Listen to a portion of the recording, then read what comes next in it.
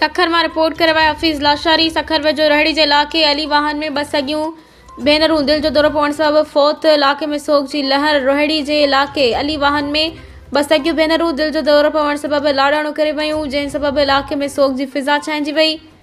तफ़सील मूजिब हनीफ़ा बेगम ज़ाल रफ़ीक मसूम रोज़ तो दिल के दौरे सबब इंतकाल करे वई, जंहिंजी पंहिंजी नंढी भेण की वफ़ात की ख़बर ॿुधण शर्त वडी भेण अख्तर बेगम ज़ाल मोहम्मद अशरफ राठौड़ भी दिल जो दौरो पवण सबब लाड़ाणो करे वई।